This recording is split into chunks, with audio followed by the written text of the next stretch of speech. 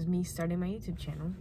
Gonna be doing like a smoke sesh with me and chat with me because I really like to smoke weed and I like to talk about things that are on my mind. And you know, 2020 was a crazy year, and I wanted to do, 20 things that I've learned or discovered in the year 2020. This is what I'm gonna be smoking out of. It's really dirty. It's my Rick and Morty mini bong. What's it called? A bubbler. There's no water in it because I like to smoke it dry. Yeah. So I really just want to be vulnerable and like put all my, thoughts and ideologies out on the internet and see what comes back to me and who I can connect with and how we can support each other. This is the weed that I'm going to be smoking. I don't know if you can see that well because the lighting is shitty because I'm in my car, but it's Platinum Bubba. One hit before we start on the list.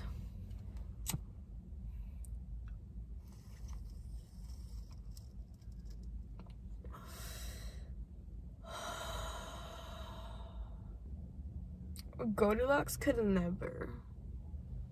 So 20 things that I discovered in 2020. The first one I have on here is manifestation, because I understood like the power of, your mind, but I never really understood like the sentence, like you create your own reality. Like that sentence really sunk deep with me like this year, and like I really saw how my life unfolded based on how I was creating it. And like, so cheers.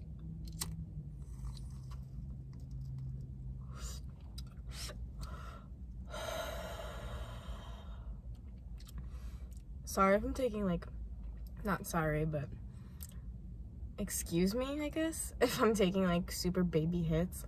I hate like coughing, and that's the second one I have on my list. This is not in any order, by the way, of like when I discovered them. They're just like things that came to my mind and I wrote it down on the paper. Second one was I discovered that like monogamy is really weird. Like I don't understand why monogamy is so pressured in this lifetime. Like, who decided that we just pair up with one person and like that's our partner for life? And like, how dare we go outside of them? And it's like, I am such a experimental and like free being where like I crave love and attention from different people. And it's like, and I respect that one person, like I might not be enough for one person, and like that's not a sad thing to me. I think that's a beautiful thing to come to terms with. I'm gonna say that peace comes from within. This goes back to mental health, where like I was like, oh, if I can just get to a certain point, then I'll be at peace. But peace just comes from within. With number 4, which is the only thing that matters is the present moment. And that's on God, baby.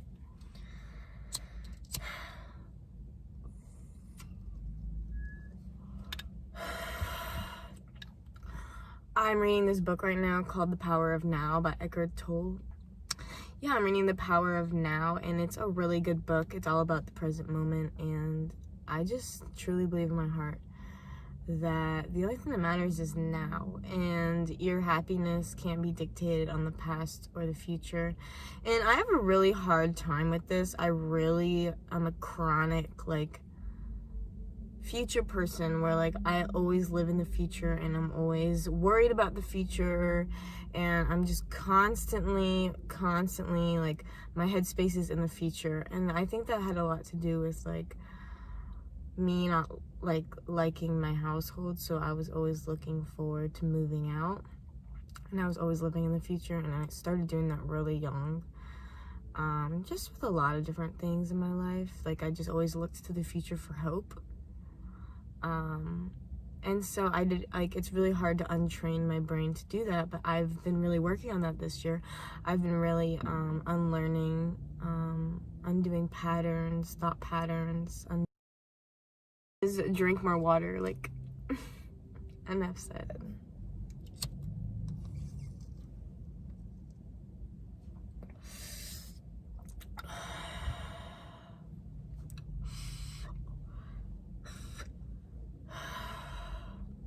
I've discovered that love languages. I need to read the book, the one, it's called like the 5 love languages or something. And I've read books by the author before, and I really like his writing style, and I really like his books. I read Know Thyself, and that's a really good book. I think that's haven't figured out really what I need from someone, what I need to be, what I want love language translated for me. I know what I like to give. My love language to give out to people is creating things for them and doing things for people. Like, I love to cook for people. I absolutely love to cook for people. I love to, if I'm like romantically involved with you, like, I will love creating things for you, painting for you, making you jewelry. I will write songs about you. Like, I love creating for the other person.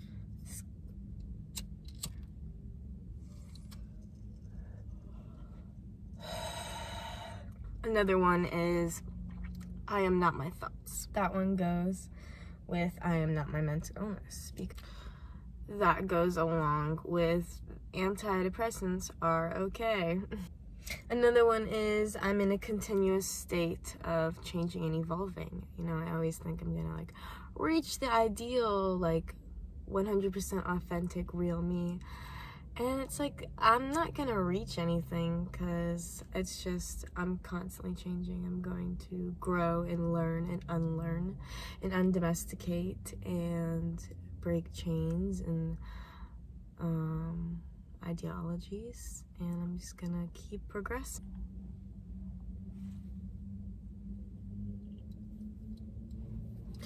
So, I think this is number 11. It just says, I am not my failures, nor am I my accomplishments. So I didn't want my love to be conditioned for myself. I wanted to start unconditionally loving myself. So, and another one is, and that goes with number 12, I think. I will never reach a point of happiness. Happiness is in the now. Happiness is a perpetual, progressive state.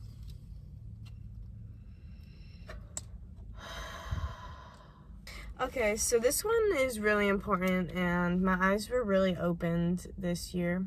If I'm not actively and progressively helping and speaking out against injustice and racial injustice, then I am not an ally, I'm a bystander. And would I go so far as to say being a bystander is harmful? Yes, like, if I'm not helping, then I'm harmful. Like, another one is letting go of my attachments. Attachments to people, things, places, memories, feelings, you know, being fully present in the moment. Really letting go of all attachments to this physical earth, because, you know, at the end of the day, I'm not really of this earth.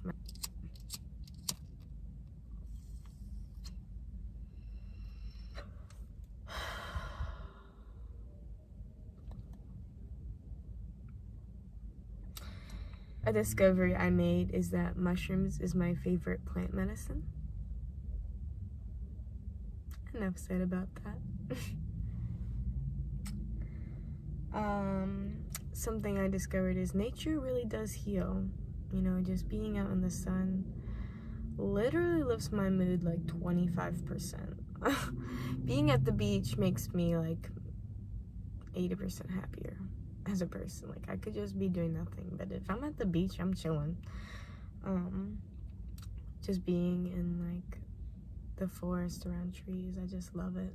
It's so grounding. Another one is that I deserve everything that I desire, and that is really hard for me to come to terms with.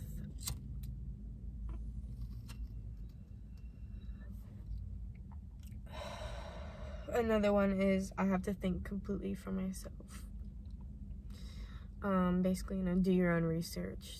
Think completely for yourself. Don't just go off with whatever the news and the media and your friends and your family are just telling you.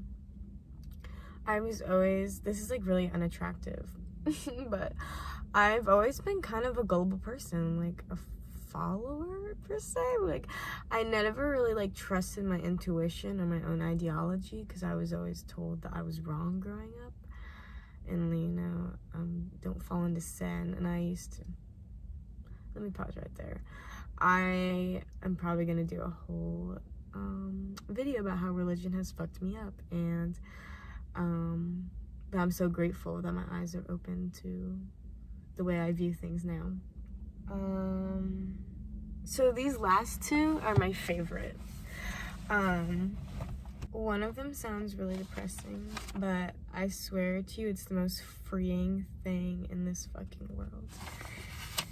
And that is that I have no purpose. And let me just explain myself.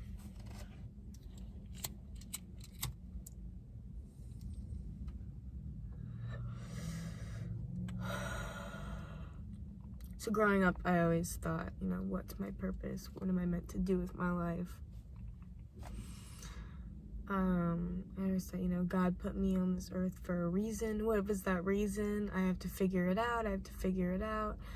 Is it working with kids? Is it helping people? Is it,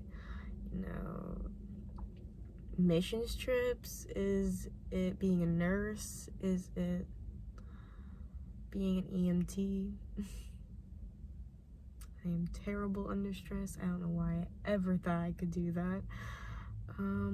Realized pretty recently, honestly. I don't know. I think it was when I took some acid, to be honest. It kind of just hit me. I was like, maybe my purpose is to just be happy and like live my life on my own terms and do what the fuck I want. Like, what if that's just my purpose? My purpose was to breathe. My purpose was to feel. My purpose was to dream. My purpose was to create. My purpose was to have fun doing it all, doing life. And it's like, my purpose wasn't to work. Like, I know that much. Yeah. And that goes to my last thing, 20. Something I've discovered, and that is to do whatever the fuck I want in life. And like, I can never forget that I have the right to do what the fuck I want in this lifetime, as long as I'm not hurting anyone, then I'm really free to do whatever the fuck I want. Yeah. And I just love, like, I have choice, and I'm not saying like, I feel like capitalism like restricts you a little bit with like, you do have to, do some form of work and make money, and you do have to like participate in society, but like at the end of the day, like, you create your reality. Like, you can do whatever the fuck you want, like how to get money. And it's like, if you want to start your own business, if you want to do OnlyFans, like OnlyFans is gonna be linked, maybe, possibly, or you maybe just message me for it. But yeah, like, I never like ashamed of any of that. Like, I can just do whatever the fuck I want. It doesn't matter. Nothing matters. And it's beautiful though. I love that mindset for me. Okay, this video is super long, and I don't want it to be super long because it's my first video and I want people to watch it.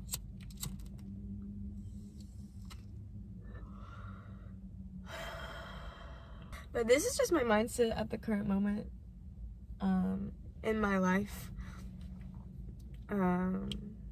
This is just how I think, feel, grasp life right now. This is how I'm living my life. And you may agree with me, you may not agree with me. I would love to just see and hear your perspective though, to be honest. So please comment below and like tell me if you agree or disagree with anything I'm saying at all. I would love the interaction. I'm very open to it.